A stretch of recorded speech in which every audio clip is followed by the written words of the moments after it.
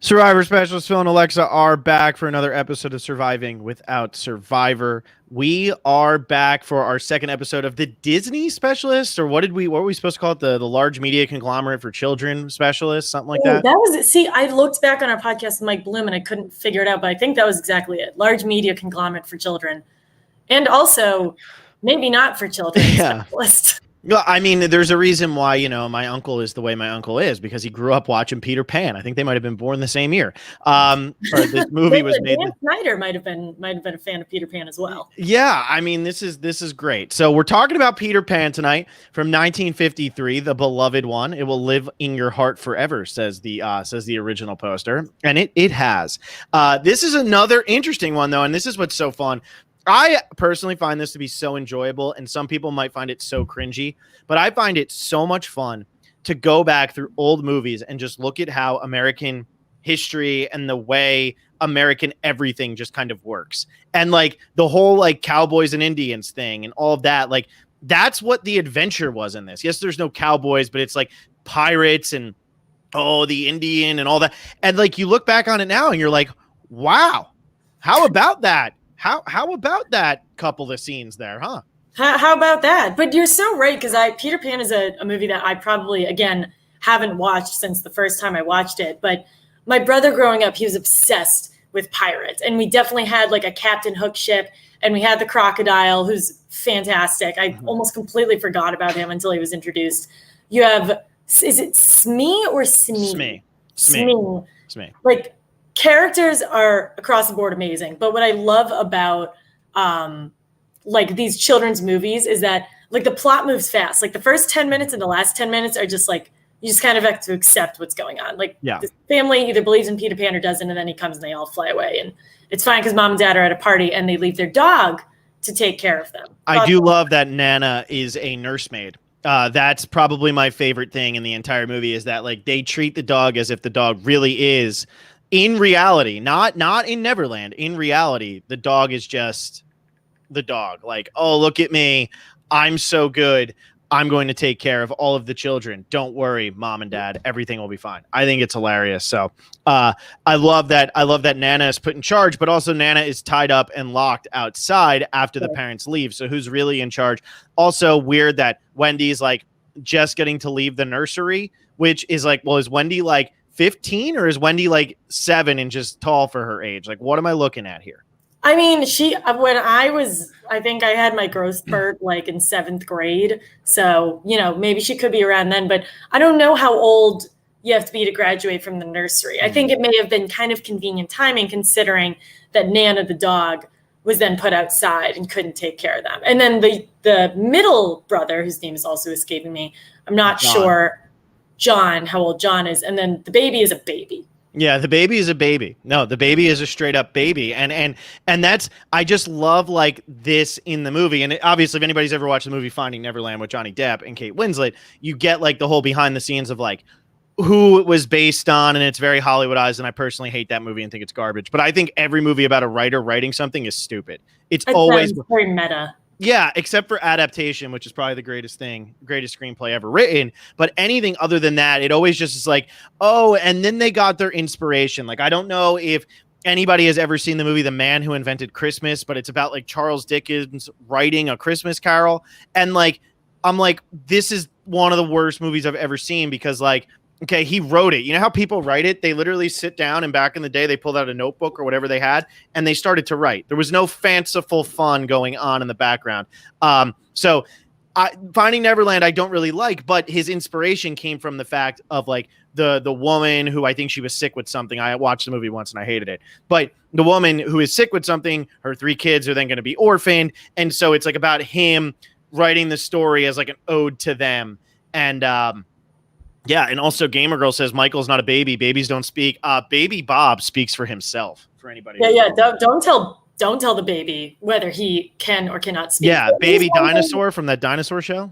There is something that this baby cannot do in this movie, but we'll get to that because that's a whole scene we'll have to unpack later. But speaking of fanciful fun, which is never something I thought would ever come out of your mouth, Phil, we're flying early. We're in London. We've gone international. And we're flying, and it's It's kind of fun because at the beginning, actually, there's an ambulance. Like you guys. Yeah, well, that's how it is. Yeah, I'm back in And New York. there's a human behind you. Yeah, there's also a human. So the two things are just, I'm back in New York, everybody.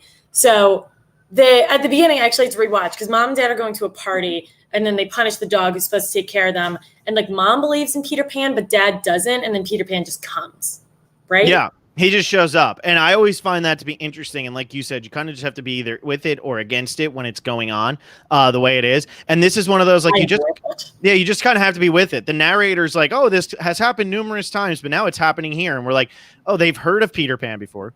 Peter Pan has done something with them before. Like, they all know he's real somehow. They somehow stole his shadow. Not really quite sure how they pulled that one off, but they got it. It's theirs. Like, they have the shadow hidden in the drawer. And then it's like, but like, are they shocked that he's about to show up on this night? Like, how come they're almost acting like it's the first time they've met him? They've never been in Neverland. So what was Peter doing? I'm a little confused, Disney. Couple plot holes here. But one plot hole that does not exist is that Wendy's been training her whole life to sew a shadow back onto this mysterious man, which then begins an entire beautiful flirtation sequence over the next hour. And if you've never seen two middle schoolers flirt, buckle up because you're watching it. I think he calls her a dumb girl, a big dumb girl. Oh, yeah. And she likes it. I'm going to say this to just make some of our fans angry, but she didn't have to really train all that hard to sew. Don't women just like know how to do that as soon as they're born, Alexa? I'm kind of shocked she didn't bake him a pie. So she's already off to a bad start. Yeah, off to a bad start. Terrible. Gamer Girl says they didn't steal the shadow hid in the drawer, but they mentioned before Peter Pan comes in that they have his shadow. Yes, I think she knew that. Yeah. And then Tinkerbell ends up in the drawer with the thimble and the sewing materials. And she gets stuck in there because, why is that, Phil? I don't know how to say this politically correct, but because she's got a butt. That's essentially what it is. Thick butt. Because she's thick, she can't get out of the drawer because her butt's big. And I love how that's like the storyline here. Because before we went live, Alexa and I were talking about how like the marketing on Tinkerbell is so great.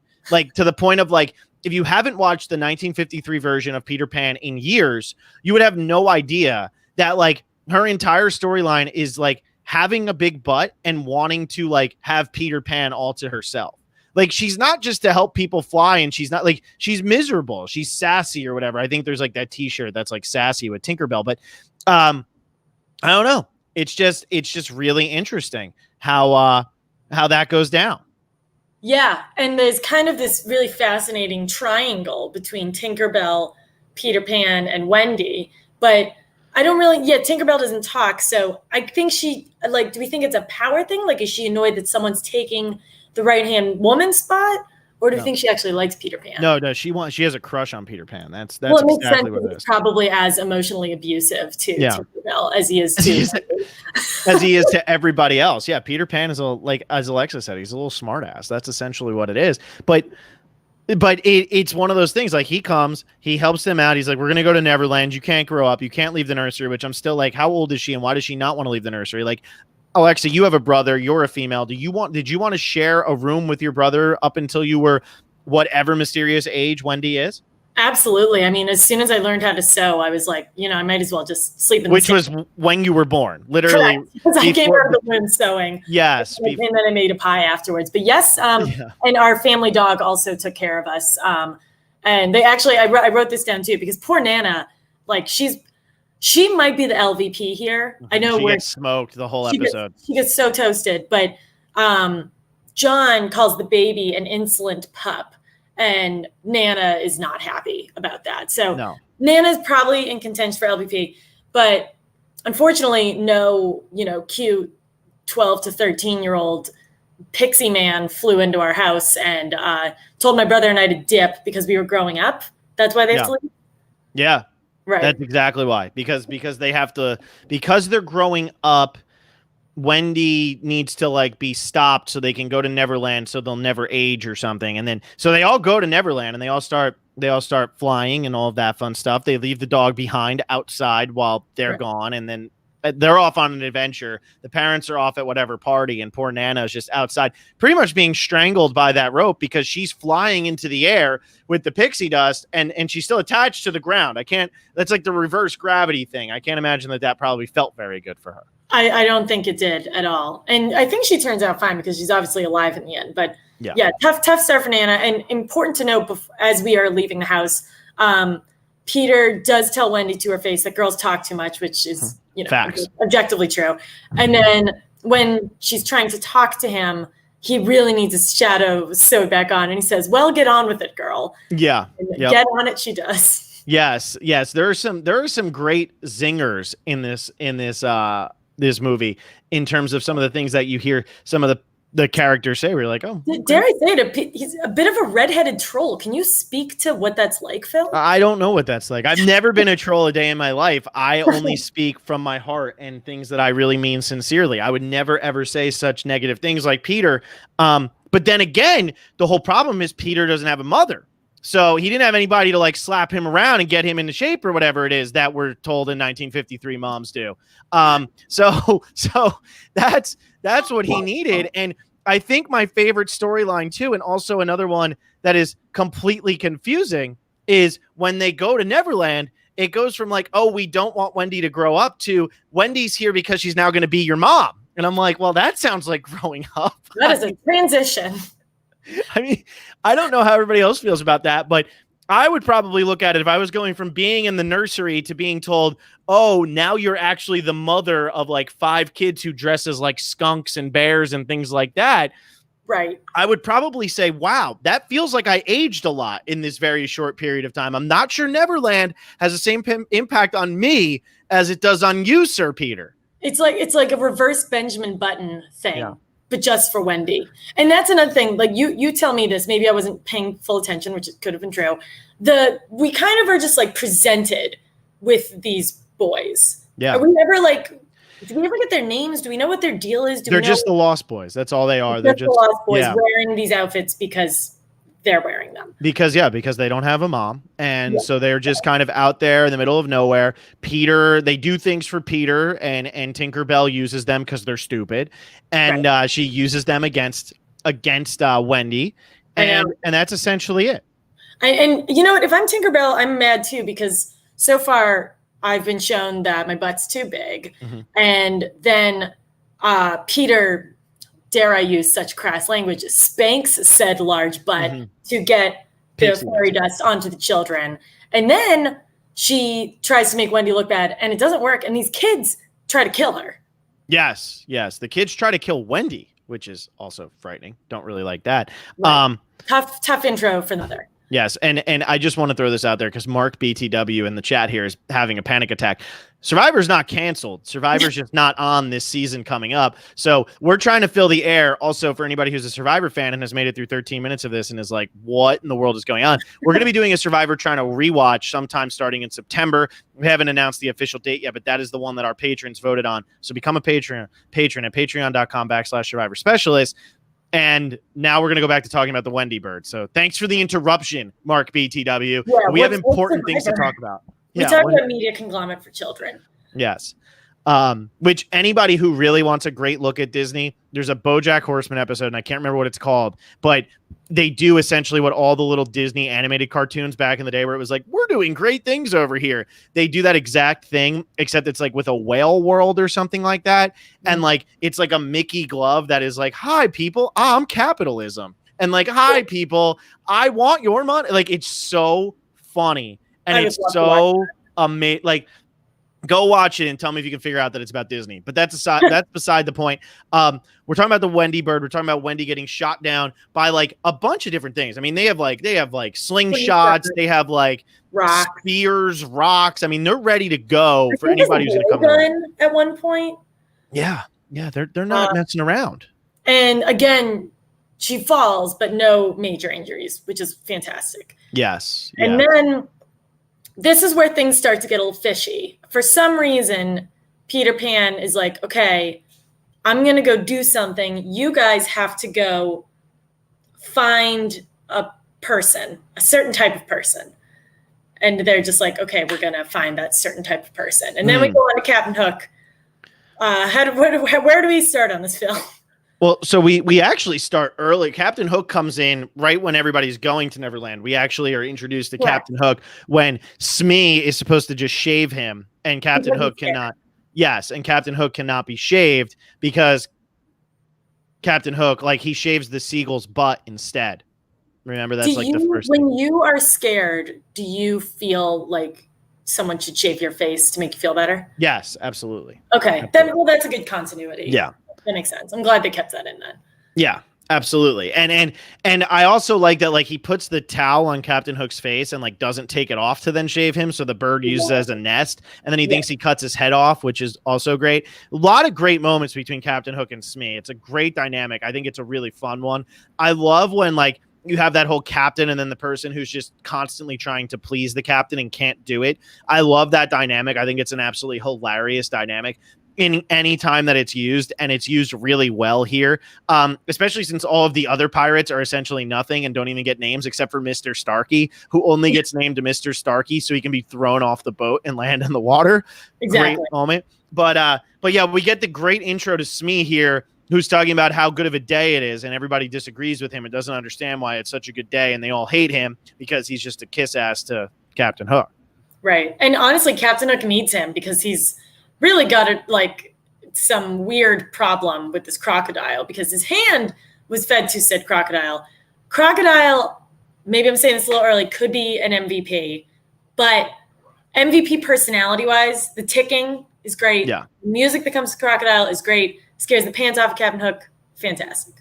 Yeah, I love that he also just happened to eat an alarm clock, like, very convenient that happened so that we could hear the tick tock, and I think the music is hilarious, and I like how his tail just goes like this the entire time, and then his eyes, I like when they come up out of the water and they keep going like boom, boom, boom, boom. It's great. Cute.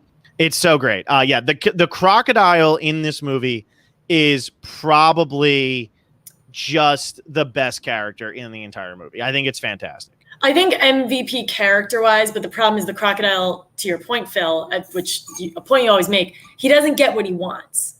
Oh, he gets it at the end. I mean, he's chasing Captain Hook into the middle of the ocean. I'm pretty sure Captain Hook's going to die. But it's like Game of Thrones, like, does he get him? I mean, considering like they never show the deaths in these old Disney movies, True. I think he gets them. I think and you got to think, I mean, Captain Hook, how long can he really run on water like he was doing? I don't think very long. I also love, and this is getting way to the end of the movie, but I also love that the people who are rowing away from the boat, that while they're rowing, their boat is jumping off the water rather than just like smoothly. Like, was that an animation choice? Could the animators not draw that correctly? I don't know, but I love that it's just bouncing in the air and Captain Hook goes underneath it with the crocodile. It was perfect. I think that was really convenient. Probably some poor writing, but if I had to make a guess. So Captain Hook is hunting for Peter Pan because he's mad at Peter Pan. Yes. But he doesn't know where to find him. Yes, he cannot find Peter Pan, but because Peter Pan cut off his hand and fed it to a crocodile, Captain Hook is angry for some reason, which I don't understand. You know, yeah, a little unnecessary if you ask me.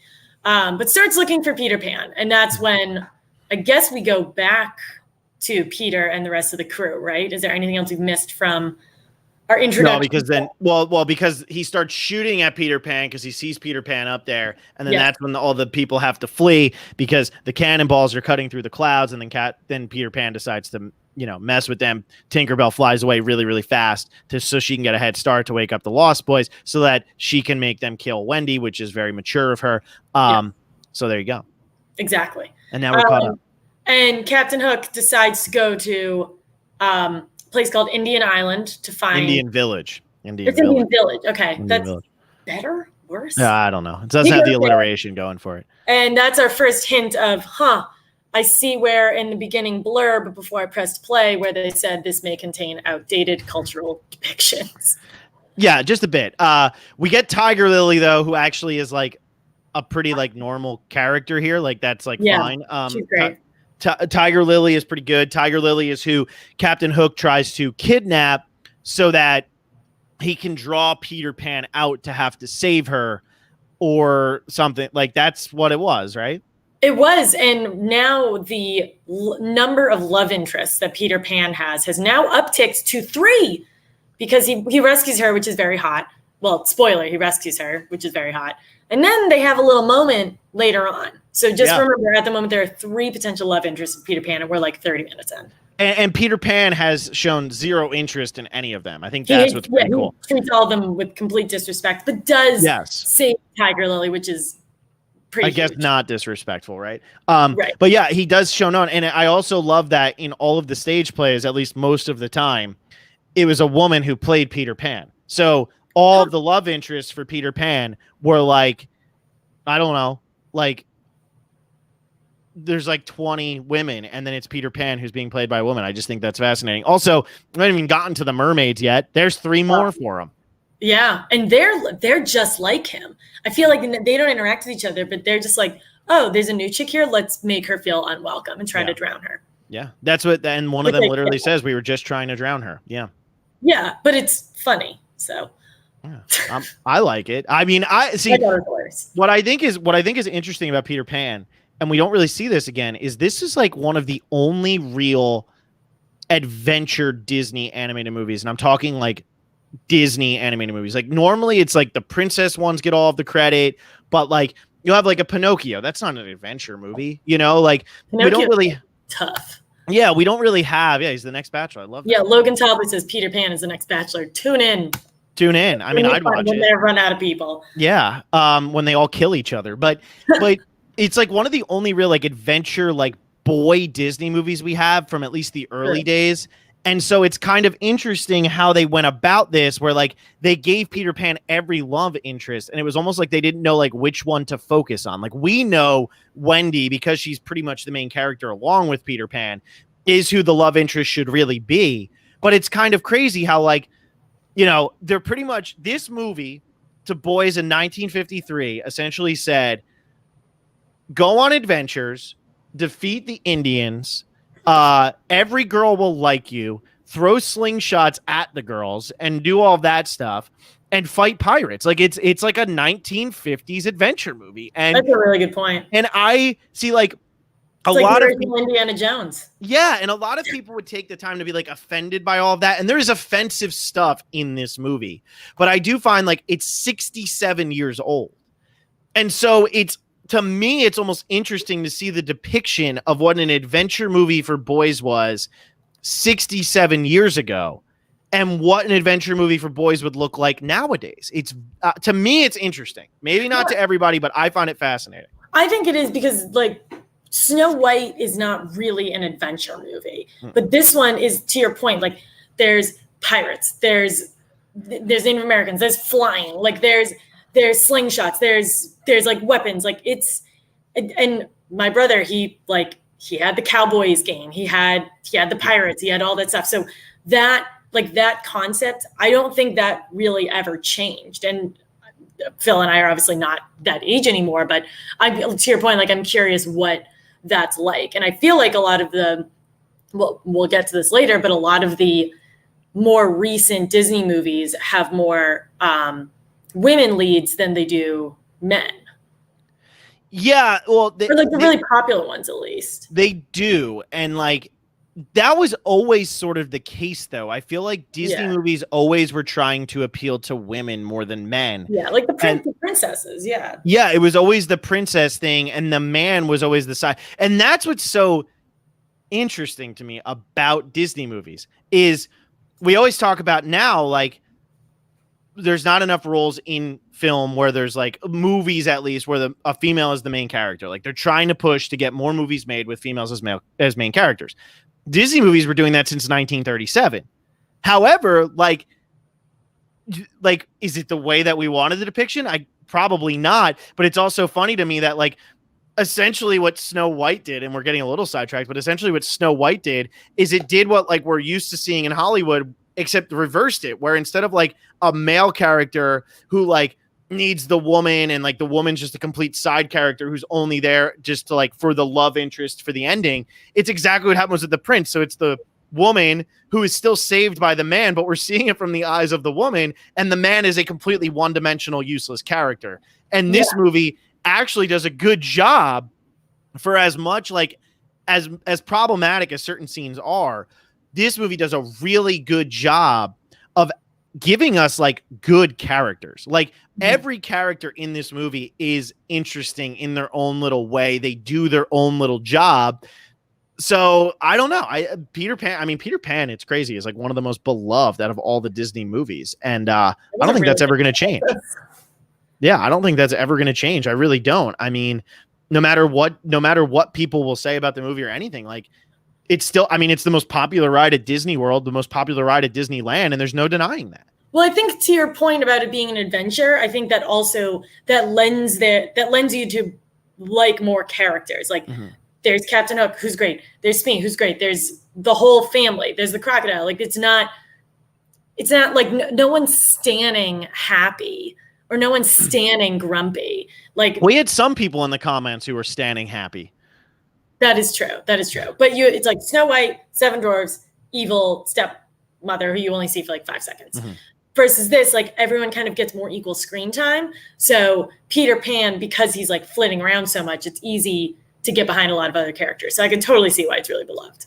Yeah, absolutely. And I think at the end of the day, for as problematic as parts of it are, it is a fun movie. And I think that's what people like about it is like obviously what makes the red man red is unbelievably offensive. And like, that's not for Alexa and I to sit here and talk about. You could read 800 articles about how that is like the most offensive Disney song by far. And as somebody who I have seen the movie Song of the South, which is, the one that has now been like forbidden everywhere. That is a movie that I have seen.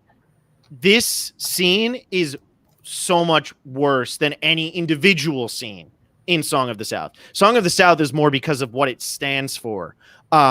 Than any individual scene like this one where you're like, what is going on? It's caricature, it's cartoony, it's the whole like what do you call it? It's the Indian head symbol, like that's what it is. But like if like a lot of people forget that scene is even in the movie. And what do they remember? They remember the sword fighting. They remember Peter Pan in the cave having to save Tiger Lily from Smee and Captain Hook. They remember Wendy and the Lost Boys on the boat when they're supposed to walk the plank. Those are the things that everybody remembers, the Mermaid Lagoon.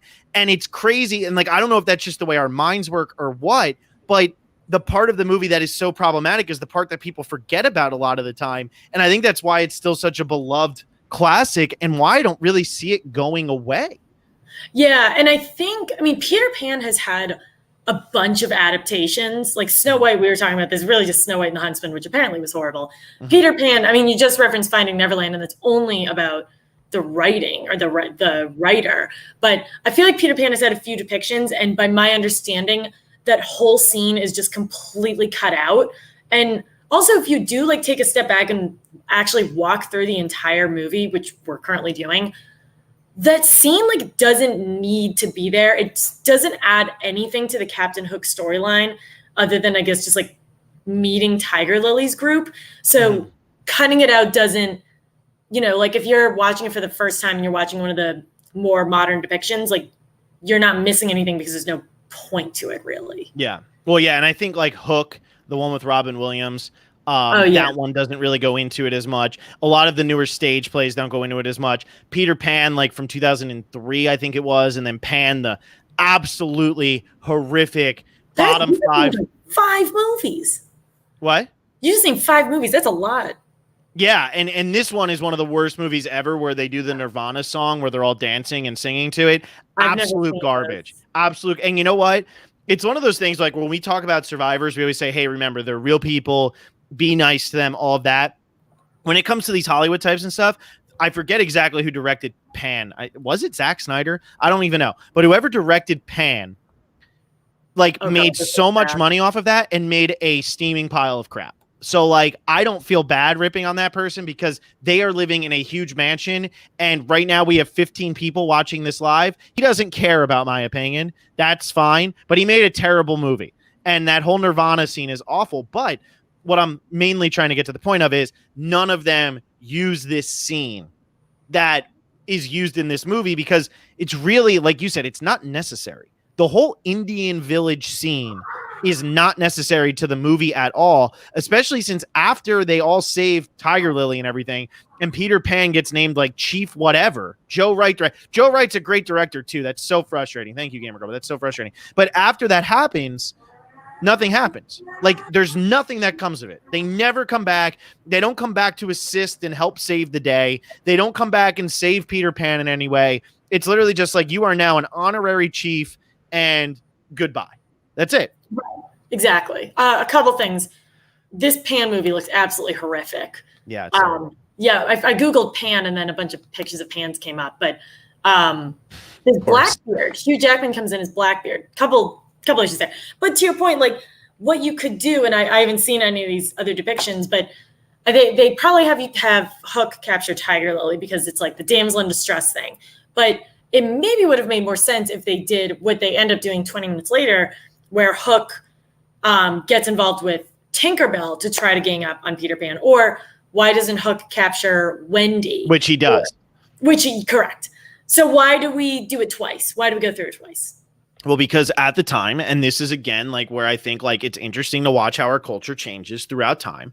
And whether it's terrible or not, like you don't erase history to say like, oh, it never happened. Like it happened. And yeah, you might not want your like 6-year-old kid watching that scene, but also like people like us should be able to see that scene and understand why it's such a problem. Right. Like, so erasing it does nothing. Except remove it, and then people will be like, oh, well, now they're removing it, and then it becomes martyrdom. Like, you don't want to make that scene martyred. You don't want that to be like, oh, well, the people who stan it want it back. Like, no, it should be in the movie, and everybody knows how problematic it is. But I think that scene's in there because in 1953, that was the popular thing. John Wayne Westerns were the biggest thing in the world. Gunsmoke was the biggest TV show at the time. Like, those types of things, if you were a kid watching the crappy TV set that your family had, it was Westerns. It was cowboys killing Indians. Like, that's what it was. Yeah, exactly. And to your point about erasing it, like for the future ones, that's fine. And for this one on Disney Plus, they kept it exactly as is, by my understanding, and they put a very clear blurb up there. So, it's like, what you're signing up for when you're watching a 1953 movie. Yeah. Exactly. And you have to you have to expect things to be dated. I always say this, we are in 2020 right now and everybody thinks that we are living so perfectly. I'm not saying like, oh, we're living perfectly, but people will say things and be like, oh no, we're doing great in terms of like what we're talking about, in terms of like either like what's PC or what's this or what's that. In 30 years, we might look that, but in 30 years, we might look back and be like, man, all those things we thought were PC then really aren't. Like, they have not stood the test of time. It's impossible to look back in hindsight at the present. Like, it's just not possible. Mm-hmm. And like, so what's terrible and like also like is problematic, but what's interesting to see is like in 1953, when they made Peter Pan, they didn't think they were making anything problematic. They probably thought what they were making was unbelievably tasteful, which it's not, clearly, but it's 67 years ago. I mean, things change. Things have definitely changed for the better, obviously, but you do have to put it into historical context, which people wanted that scene. I mean, that was probably a very popular scene, and the kids going back to their little like under tree hideout and being like, oh, like singing the song and humming it, and like Michael quoting it as like a 3-year-old. It's crazy. It's crazy. He can talk. Because at that age, I mean, I guess he clearly can talk excellently. But he walks somewhat, so I give him 3 years. He does walk. And at one point he might carry a weapon, but after we've talked about this whole scene, there's one thing he can't do, and he can't ingest whatever's going on in that pipe. I loved that little touch. I was like, okay, these writers sat in the room and they were like, you know what? That's where we draw the line. The kid's not smoking the pipe. Yep. They didn't let him smoke it, and then Michael smokes it, or John smokes it, and John gets incredibly sick, turns green. I thought that was great. That was fantastic. Yeah, I was like, this hasn't changed. So for any children listening, don't smoke. That's the key there. Don't smoke. That's strangers. Yeah. So actually, that scene is actually the most educational of all the scenes. Correct. It's brutal. It really is. It's brutal. And I honestly think, and I haven't seen every Disney movie and haven't watched them all like recently enough. Probably one of the worst. That's got to be the worst scene in the history of all the shows. Like the most, I'm trying to think of the word, but it's tasteless. It's awful. And like, it's there's just nothing to go to and be like, yes, let's watch that scene again. Like, it's brutal. And the saddest part is, and like, I hate to be like this, but Alexa, I know we kind of talked about it beforehand. The song is really catchy, which is awful. It's a very catchy song. So like, if you ignore the lyrics, that beat can be stuck in your head because they play that song again and again throughout the movie. Yeah, they lean in. but just as background noise. They don't use the lyrics, which if they didn't use the lyrics, it wouldn't be problematic. Right. Oh, and I had a point. Oh, yeah. And also, I mean, not that we're going to spoil what we're watching, but I looked through our list after I watched this, and then Phil and I kind of briefly touched upon it before we went live. But I think out of what we have lined up to watch, that was probably the farthest we'll go in terms of not being kosher anymore. Yeah. There are certainly some movies that lean into it more. Yeah. But I don't know if we're going to be watching them. But again, like, this movie was enjoyable. As Phil mentioned, that beat is upsettingly very catchy, and I did find myself humming it this whole weekend. Which is not good. Don't say the word. Kept it to a hum. But anyways, to go back to Tiger Lily, actually, I won't go into that. I won't go into that. But Tiger Lily, I think part of the reason they have her captured is because it shows how Peter Pan totally trolls Captain Hook. And that's his whole thing. Like, beforehand, we only know that he trolls Captain Hook. And this time, he's like impersonating him in the Echo. He's totally running circles around him. So maybe that's why they had that first scene. That's true. And let's talk about how amazing that impersonation is. I mean, that sounds almost like the same voice actor did the voice. That sounds perfect. Yeah, it definitely was. Yeah. But yeah, no, it's really good. And I love the whole, like, Smee is such a bumbling idiot that he can't even figure out that, like, the real Captain Hook just told him to do something. And then he hears the echo and he starts, like, going against it again. Like, I always love that.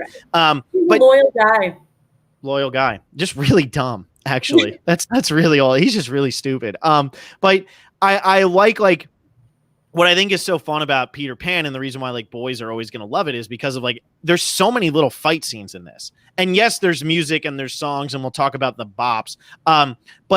But this one definitely has, like, the most, like, action in it and the most to get excited about. And if you're, like, a boy who's been forced, if you have a sister and you're forced to watch, you know, Snow White and Beauty and the Beast and all of that, and then all of a sudden you're like, oh, good, now we can watch Peter Pan. Like, you're going to pick Peter Pan every time because there really isn't another Disney movie like this, probably aside from maybe Robin Hood. But that's really all I can think of. Yeah, that's a good point. Robin Hood. I know I was comparing Sleeping Beauty to Snow White, and I think Robin Hood is probably your closest comparison to this. Yeah, I think that's probably it because it's like the whole, like, we're gonna see. What? Yeah. Well, yeah. I know. And when we get to Jungle Book, we'll realize that Baloo and oh my gosh, I can't think of his name, but what is it? Prince John? Not Prince John. It's Little John. Baloo and Little John have the same voice. Little John. Yeah, Little John. Yeah. Wow. So next week we're gonna be watching the Jungle Book. Yeah. Yeah, exactly. Well, yeah, my bad, but hey, whatever. We're 38 minutes in. Good transition. So yeah, next week we're watching the Jungle Book, which I am really excited about. I'm trying to. There's a couple movies that I have rewatched. Jungle Book is definitely not one of them. So none of those names mean anything to me. Yeah. Bear. Baloo is the bear. Yes. Killing Little John is in Robin Hood. He's Robin Hood's sidekick. But they have they're the same voice actor. I think directed by the same person too. Phil, you got all the fun facts tonight. I have all the fun facts. Should I just talk about Bobby Driscoll now? Do we keep going with that fun fact? Let's do a sad fact, but we both need to be prepared for a hot transition. Yes. So Alexa, you're gonna have to come off of this. I wanted to bring to attention because I find it to be like the most depressing thing in all of Hollywood, and people always talk about child stars and how bad child stars have it out here in Hollywood, which they have it awful. I mean, at least they did throughout history. I don't know if they do right now. I don't know any, but you know, throughout history. But Bobby Driscoll's is the worst, and Bobby Driscoll was the voice actor for Peter Pan. I will try not to get too into it because it is so unbelievably depressing. But Bobby Driscoll did this voice when he was 16 years old for Peter Pan. Was a huge child actor. Was in like Treasure Island, all this stuff. Literally disappeared, I believe, for 4 or 5 years because he couldn't get any acting work. Just disappeared and was just found like dead in a abandoned building. Where, Alexa? In the East Village of New York, which is where I currently live. There you go. So that's where it was. And it's really like one of the saddest stories in like Hollywood history, but people don't really know it because he died at like 31 in 1968. So it's so far removed. And he really was more of a voice actor than a like a real life actor, although he was in some real life movies. But yeah, he just completely fell off like the planet, essentially. And it's one of the saddest stories in Hollywood. It's really, really crazy. So I just always like to bring that up because like when you're watching Peter Pan and it's like never grow up, never grow up, never grow up. The insane irony of like the fact that this guy, as he grew up, like his life just was so bad after like having a great childhood. It's really, really sad. Wow. Yeah. that last part got me. I didn't Yeah. think about that. I'm a writer. I have to put things together. So Tinkerbell's a jealous bitch, and Captain Hook is ready to take advantage of that. Mm-hmm. And he somehow figures out that she's mad. That part is unclear. She does turn red a couple times, but other than that, I'm not sure. He does, but I don't know when they see each other beforehand. But he's like, I'm going to use Tinkerbell because she's pissed at Peter Pan to get him. So he then captures Peter Pan and puts him in a ditch. Yes. Or a cave. She captures Peter Pan. She doesn't capture Peter Pan. I think he does it. Captain Hook present. Well, Captain Hook captures Wendy. Captures Tinkerbell, and then Tinkerbell says you can't lay a hook or a hand on him. Very important with the hook. And then Captain Hook captures Wendy and the Lost Boys and brings them back to the ship, and then leaves the gift for Peter Pan to open, saying it's from Wendy because Wendy was sorry or whatever for leaving. Because Wendy gets mad and leaves. Very great trope that we see back in the day.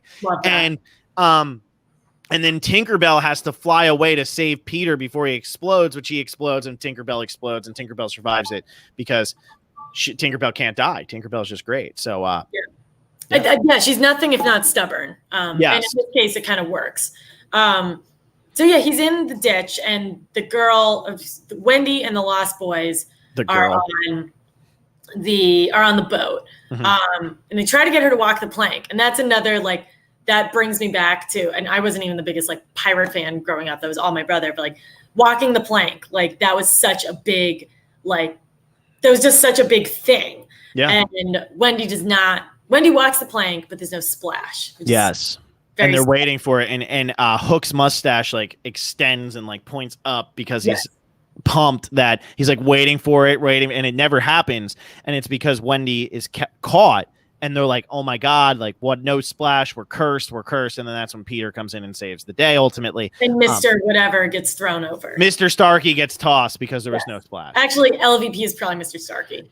Mr. Starkey's great. No, Mr. Starkey's not LVP. Mr. Starkey is the at least gets her kids back. No, no, I think Mr. Starkey is the Reed Kelly of Peter Pan because he's not in it, and then all of a sudden he's in it, and he makes such a great impact just to be kicked out. So that's what I think. I think he's the Reed Kelly. If I had to compare the two, Mr. Starkey and Reed are the same person. Same exact person. Yeah, for those of you who are here for the Survivor content, you just got it. You just got it. That's about the extent of it. Yeah, so and then Peter saves the day. He brings them all home. Kind of. Wendy's just caught falling asleep. She's just laying there and I never want to grow up. And then Dad comes home and he's like, oh, I think I remember that from my childhood. And then cue the orchestra music, and it's wow, that was so cute. And it's wasn't the dad a dick the entire time? Didn't nobody like the dad? Yeah.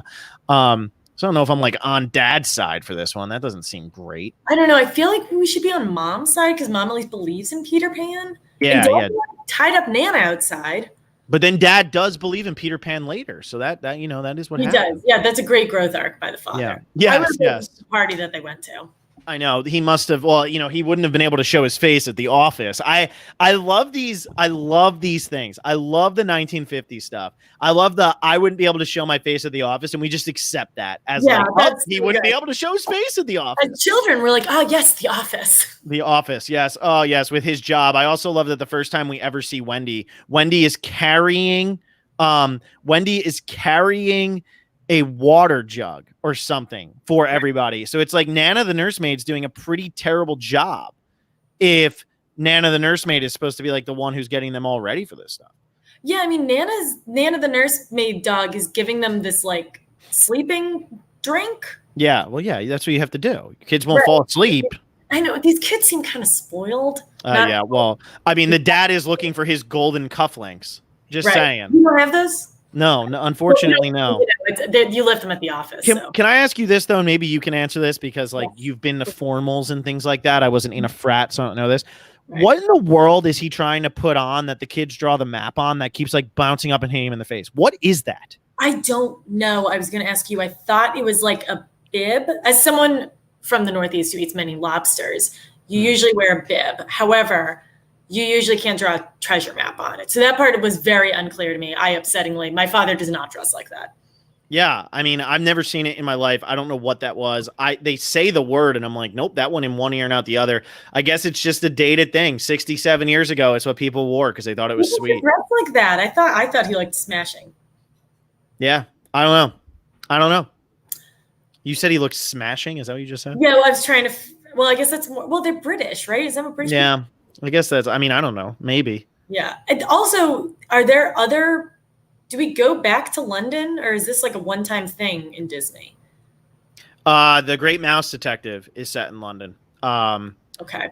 That I know for sure. I'm not sure about any others, but The Great Mouse Detective is set in London because it has a very similar scene. Not with them landing on Big Ben, but the epic fight scene at the end of The Great Mouse Detective, which is one of the great fight scenes in movie history. Takes place. The person that comes to my mind when you say the Great. Yeah, Mouse. yeah. Like people always talk about Marvel movies and stuff, and I just laugh and I'm like, The Great Mouse Detective, more like it. All right, we have Mary Poppins. Mentioned my gamer girl. Good point. Yes, yes. Yeah. Yeah, so I guess the live action ones are more inclined to be like that because a lot of the stories that Disney takes from are London stories. Like the Muppet Christmas Carol is a Disney movie, and that's set there. Like the Christmas Carol movie is a Disney movie, the cartoon one with Jim Carrey. Like, so I think like they take a lot of their stories from British literature and then they just turn it into animated. Although like the Jungle Book, I don't know. I guess I guess we'll find out where the Jungle Book is. Yeah, I don't know. Was that Rudyard Kipling? That was Rudyard Kipling. Yeah. I don't know.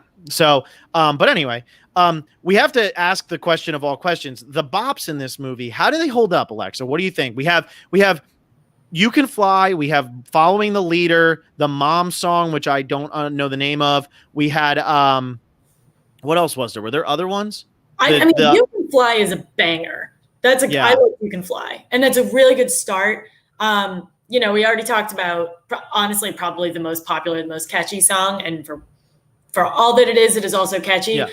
I think the music in Snow White is more iconic, but this one, I don't know. I liked these more.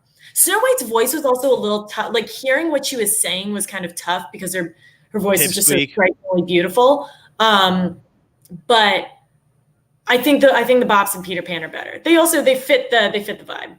I don't know. I kind of like the other ones a lot. The Mom song in this one was so weird, but I do love that then we get the cut of Up to All the Pirates. Where Wendy is singing to the Lost Boys and then they cut up to all the pirates at the top and they're all crying and Smee lifts up his shirt and he has the mother tattoo and like Captain Hook just like hits him. I think that scene is hilarious. Sure. Yeah, that's a good one. Yeah, like I don't really like the song per se, but I think that scene is something else. Mm-hmm. I really like that one. What else was there? The Elegant Captain Hook. That's true. That one was in there too. Okay. So, yeah, there you go. That's what I got. I thought the music was very good. I think like we picked really good movies for music. Yeah. I mean, I guess they all. I mean, not for nothing. I did pick 10 Disney movies, and I was kind of looking at like, what movies what movies are the most popular that might actually get people to want to listen to this. I wasn't going to be like, hey, let's watch The Black Cauldron, so that people were like, why would I ever want to watch The Black Cauldron? I mean, now I kind of want to watch The Great Mouse Detective. The Great Mouse Detective is one of my favorite Disney movies of all time. We should do a whole mouse theme. We could do that. We could do Ratatouille. We could do The Rescuers. Fantasia. Yeah. Because Mickey Mouse is in it. The Rescuers Down Under. There's like an obsession with mice.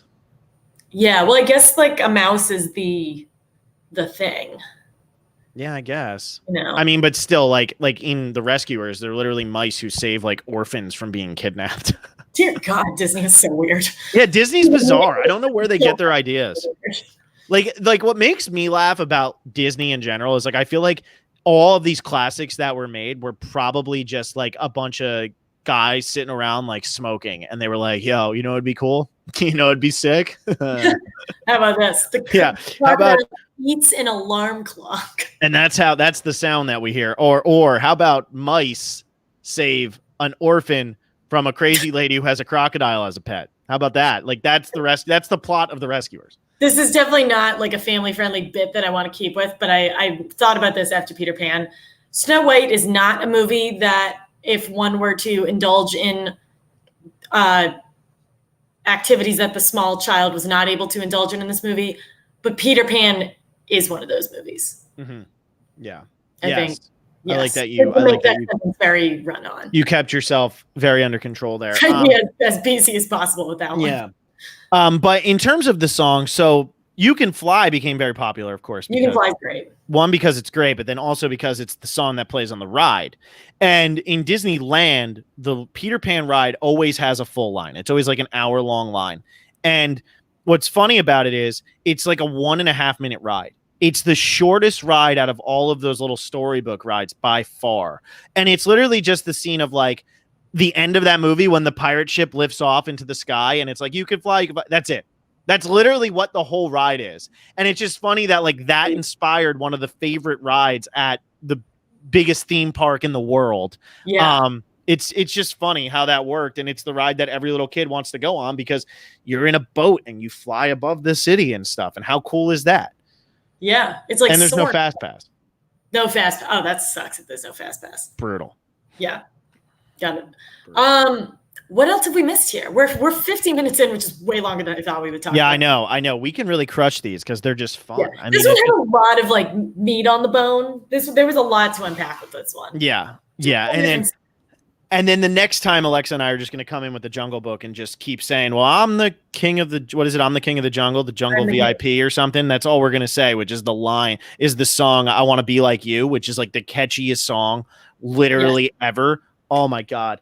Yeah, Step Aside, Pitbull. This is it. Yeah, this is it. Well, no, maybe not. But this is great. So that'll be a fun one. But I don't think we have anything else that we need to cover. I think we've pretty much covered it. Russell's sending me text right now about he keeps moving up the rankings in a DFS game. So back on the betting train. That's about it. And I'm gonna go back to watching daily fantasy sports. Thank you. You're welcome. And I'm gonna go watch the Utah Jazz destroy the Denver Nuggets because the Nuggets suck. So that's what I'm gonna go watch. True. I don't have to watch basketball because the Boston Celtics embarrassed the Philadelphia. That was brutal. I mean, as a Celtics fan, that was awesome, but also like I was kind of hoping that like there'd be like one good Eastern Conference series in the NBA playoffs, and that is just not the case. So that's it. I'm the king of the swingers, the jungle VIP. That's the line. Buckle up. Yeah, I cannot wait. I cannot wait. That's but yeah, we just recorded this during Big Brother, so the fact that we have anybody watching this live is absolutely incredible. I love that happened because we didn't watch. As you guys know, we will literally never watch Big Brother because now people are telling us to, and now it's like that's just making. Somebody tells me, hey, you got to watch this YouTube video. I'm like, no, I don't, and now I never will. Thanks. Exactly. We're going to Peter Pan instead. Step aside, everybody. Yeah. Well, so for those, as Phil mentioned earlier, we obviously have a Patreon. You can go to patreon.com/Survivor Specialists. We actually definitely need to do our August Q&A. And did we already do our August retrospective? Oh no, we have to do both of those. Holy crap. Okay. Well, we're going to schedule some time to get those for you $5 and $10 patrons how about that? For everyone else, Phil is still putting out daily content. For those of you who don't know, we are doing a top 100 survivors list with Russell Hanson. We're getting down to the wire. He releases those every Wednesday at 8 o'clock, which is when you normally watch Survivor. So we've been working with him, and we have some really good stuff coming up for you guys in tandem with Russell. We've kind of been trading channels with him. So just keep an eye out for that. As Phil mentioned earlier, obviously there is no Survivor for the foreseeable future. So what we did is we had our patrons vote on which season we should rewatch, and Survivor China, luckily for both of us, it is a fan favorite season on this podcast. We're going to be rewatching Survivor China. So we're going to do that in tandem with this. We're trying to work out the details, but for next week, definitely we are going to be recapping the Jungle Book. So make sure to watch the Jungle Book this weekend with us. And we're going to talk about that next Monday at 9 o'clock probably. And is there anything else that I've missed, Phil? No, make sure it's the 1960 something Jungle Book, the animated one, not the one that people said was good but wasn't good. That came out in 2014. We're getting into live action options now. Good point. Yeah, no, we're not doing the live action. I didn't like that movie. I thought it was boring, but hey, that's just me. I don't like any of the Disney live actions. Do I watch Planet Earth? Are you a Planet Earth person? I like it. Yeah. Do you not like it? No, I like it. I guess we can talk about this later, but I've only seen a couple of live action ones. The only one I could get behind was The Lion King because it felt like watching Planet Earth. Oh, I hated The Lion King. Their faces don't move. They all have they all just sit there and they're like, "Hi, I am now happy," and I'm like, "No, you're not. You're not happy at all." Not happy. I hated that movie. They totally butchered "Be Prepared" too, which is the greatest Disney song. Be Prepared. They just killed it. Killed it. But we'll talk about that another time. So yeah, Jungle Book next time. Go to my website, betonphilwood.com. I need somebody to just go on there. Keep going on there just to go on there. Go on there daily and you don't have to read anything. Just go on there so that I get the clicks. Because one day maybe it'll turn into something. And me and Russell are working on his TRHS Sports. So that should be coming up with something bigger soon. But yeah, we'll be doing our patron content and daily content over on Patreon. It's going to keep going at least through all of September because Alexa and I have already recorded something that is going to be going out daily. So yeah, that's true. More daily content for you guys. So we'll see you next week at some point with the Jungle Book. Bye. Bye.